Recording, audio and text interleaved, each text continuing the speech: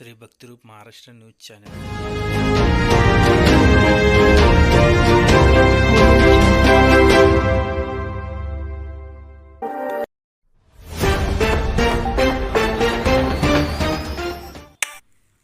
सोलापुरात जिल्हा परिषद शिवरतन सभागृहात छत्रपती राजश्री शाहू महाराज जयंती साजरी करण्यात आली।